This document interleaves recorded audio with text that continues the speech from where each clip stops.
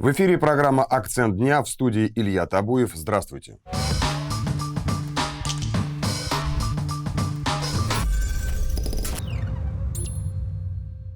Ежедневно мы обсуждаем самые острые и резонансные темы. Сегодня говорим о возможных ударах Киева по Запорожской и Курской АЭС и к чему это может привести. С нами на связи научный руководитель Института региональных проблем, доцент финансового университета при правительстве РФ Дмитрий Журавлев.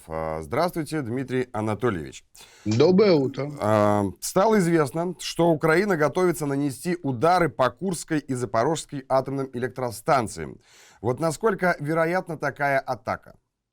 К сожалению, она вероятна, потому что Украина проигрывает и, проигрывая, пытается все более авантюристическими способами сохранить ситуацию, удержаться на краю пропасти.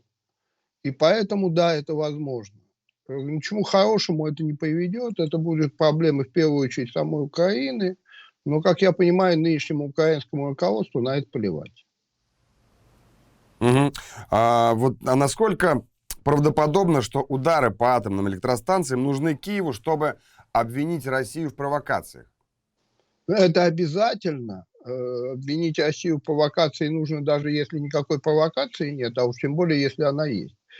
Но я думаю, что главная цель даже не в этом, а в провоцировании ввода войск НАТО на территорию Украины для защиты оставшихся на территории Украины атомных объектов. Да, а вот кто из западных стран может курировать эти атаки и зачем им это нужно? Ну, очевидно, это те фракции, даже не страны, а фракции внутри стран, которые желают продолжения войны любой ценой, которым не нужен мир, которым нужна война, потому что украинцев не жалко, а русским будет хуже. Вот. Это в первую очередь определенная группа в Соединенных Штатах, которая представлена теми сенаторами, которые недавно побывали в Киеве, да? И довольно мощная группа Великобритании. Британцы любят играть на противоречиях. Они уже недостаточно сильны, чтобы атаковать в лоб, поэтому им нужна игра на противоречиях, на слабостях, на взаимных проблемах. И чем больше хаоса, тем для них выгоднее и удобнее. Этот хаос они создают руками Украины. Орудие планируемой атаки, так называемая грязная бомба. Вот насколько это серьезно и каковы его применения, так сказать, последствия его применения? Что это такое грязная бомба? Не дает цепной реакции, и в этом смысле атомного заражения не будет. Но будет довольно много неприятностей, связанных с иными, чисто взрывными результатами, раз. И, во-вторых, все-таки загрязнение будет. Пусть оно не будет связано с лучевой болезнью, да? Не будет вот энергетической составляющей, но, в принципе, негативные последствия, как от удара, будут. Они будут меньше, мощность будет меньше, но вот экологические последствия будут очень негативные. Именно для Украины? Ну, для тех, кто куда стреляет в первую очередь. Но поскольку, как мне кажется, грязная бомба в этом случае до нас не долетит, потому что ПВО у нас все-таки немножко лучше, чем на Украине, несмотря на все проблемы, которые обнажила ситуация с нынешним украинским наступлением, оно у нас все-таки лучше, чем на Украине. А тогда там, где упадет, там и будет плохо. Но здесь я бы не разделял по принципу госграницы, потому что экологические последствия, к сожалению, госграниц не признают. И в этом смысле нам в любом случае будет не очень хорошо от того, что эта бомба будет применена. Мы это переживем, мы много чего переживали, да? Но лучше, чтобы этого не было. Но, к сожалению, украинских ребят и их кураторов это не волнует. Они уверены, что поскольку ядерного удара нет, и, следовательно, Россия не ответит, то в остальном как-нибудь разберемся. Понимаете, почему грязная бомба? Да, это же, в принципе, отходы ядерного производства, не более того. А не, собственно, бомба, да? Просто потому, что если будет ядерный удар, мы на него ответим. А вот этого они хотят избежать. А нужна ли какая-то дополнительная или особенная подготовка для того, чтобы нанести удар таким орудием? Ну, нужно само орудие. В остальном это та же самая бомба в прямом смысле этого слова, что и была бы ядерная или даже снаряженная обычной взрывчаткой. Да? Понятно, что ее надо сделать, но в стране, в которой столько атомных электростанций, в общем, ядерные отходы найти не так сложно. Сложно их куда-то деть, гораздо сложнее, чем их найти. Да? Поэтому это, пожалуйста, просто это хорошо не кончится. Это все равно будет проблемой. Да? И это еще одна ступенька в движении к ядерной войне. Раз можно использовать, да, объединенное, не вызывающее цепной реакции, но последствия ядерной переработки, да, то завтра может оказаться можно и настоящую бомбу. Да. Людей приучают к тому, что ядерный удар – это не страшно. Ведь после грязной бомбы человечество не исчезнет, не исчезнет. Значит, можно. Вот этого я боюсь больше всего. Потому что, слава богу, в бодливой корове Бог не дал Украине ядерного оружия нету. Но найти, собственно, при желании, при хороших деньгах можно, а деньги они получили. Это так называемая грязная бомба будет ввезена на территорию Украины с территории стран Запада, или же ее готовят непосредственно на территории?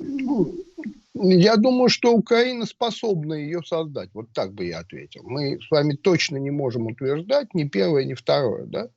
Но я напомню, что первый советский атомный проект осуществлялся в Харькове. Институт его осуществивший до сих пор существует. В случае возможной атаки, если случится подобное, что может сказать Киев на международной арене? То есть какие будут комментарии, слова оправдания, это очень может быть? просто. Мы защищаем свободу. У них один ответ на все. Они защищают свободу, они армия света, борющаяся с Мордором. От борьбы с Мордором можно все. В случае, если, опять же, состоится такая атака, каков будет ответ нашей стороны?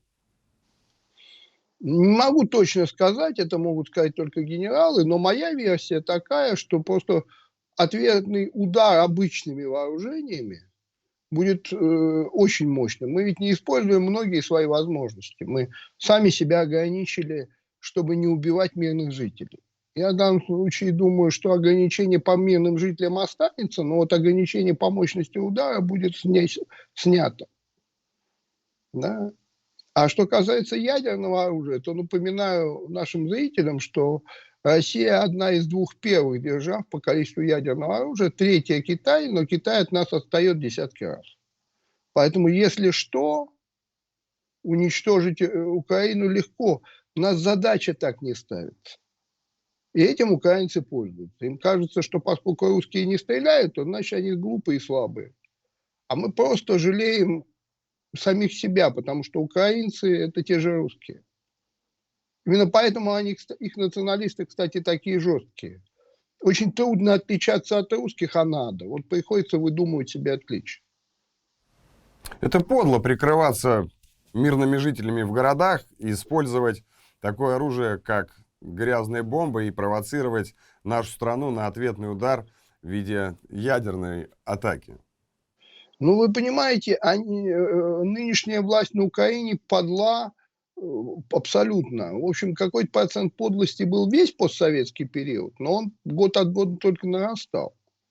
Потому что национализм же развился именно потому, что кормить людей было нечем, а сказать что-то было надо. Вот они дошли до какой-то точки. Хотел сказать до предела, нет, это еще не предел, предел будет.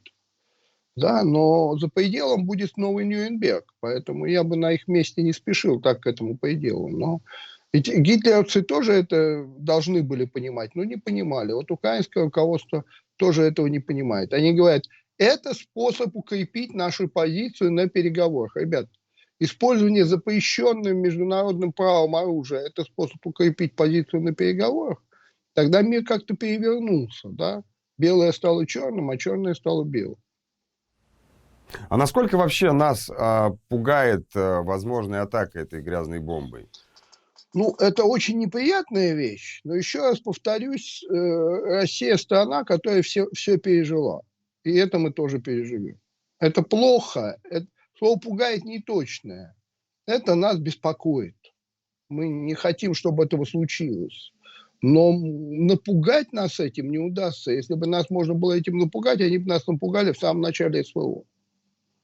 Но именно понимая тогда еще что-то, понимая, что нас не напугаешь, они этого не сделают. То есть это просто очередная провокация.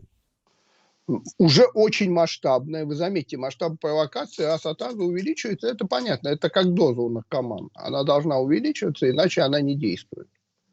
Да, но просто мне кажется, кроме этого остался один шаг. Удар реальной атомной бомбы.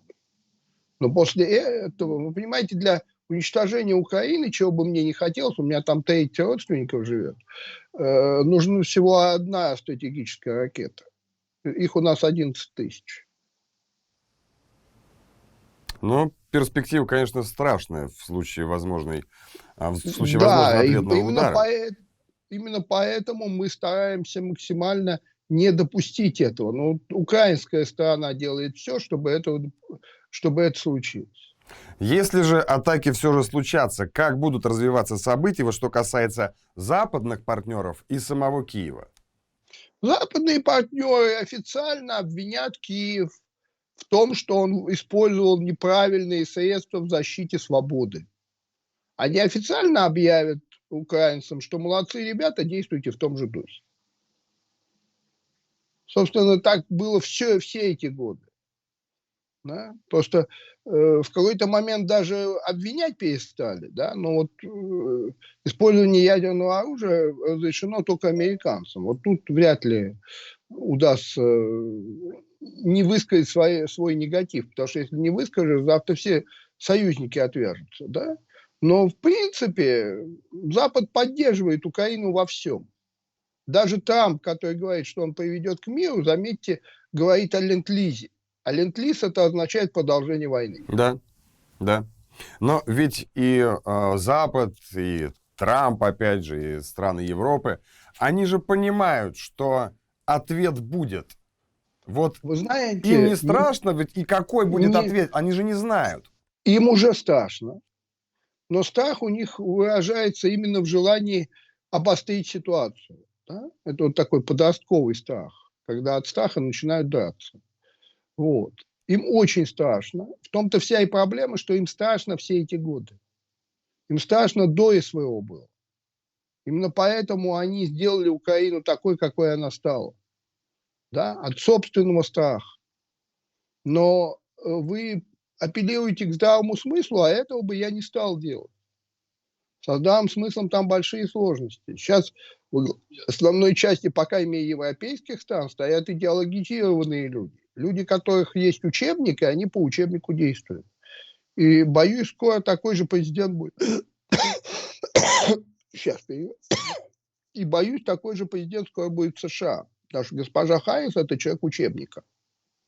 А людям учебника, по сути-то, ничего не страшно, потому что в учебнике в конце не написано, а кончится тем, что мы погибнем. Да? В учебнике написано «мы победим». И то, что они не победят, они узнают только по факту. Вспомните старую такую притчу-анекдот. 2 немецких солдата перед картой СССР. И один другого спрашивает, а что, у фюрера не было такой карты? Да? Вот примерно то же самое. Они понимают умом, что будет плохо, но это умом. А своим глубинным мнением, да, вот своей идеологической позиции, они же фанатики. Сегодняшние немецкие, французские руководители, они фанатики. А фанатики не могут мыслить. У них этот институт отключен. У них мечта и идея. Помните у Семенова, фанатизм никогда не приводит к победе. Он может выиграть первое время, а потом от фанатизма устают. Вот это и происходит. Да? Украинцы действительно тоже, по-моему, как мне кажется, устали. Другой вопрос, что их никто не спрашивает. Те, кто у власти, они же даже выборы не проводят. Даже формально никаких действий не осуществляют. А сам Зеленский устал, на ваш взгляд? Ну, я не очень знаю, все-таки я его лично не знаю. Вот его нынешнее состояние – это результат наркотического опьянения или он всегда такой? Если результат наркотического опьянения, то он устать не может. Точнее, он страшно устает, но он этого не замечает. Да? А если он всегда такой, то я думаю, что он должен понимать, что тупик. Но тупик у них как раз и вызывает желание что-нибудь взорвать. Вот не договориться, а взорвать. Ну, что делать? Ну, У пожалуй, нас, вы правы. Со здравым смыслом здесь тогда получается полная беда и проблема.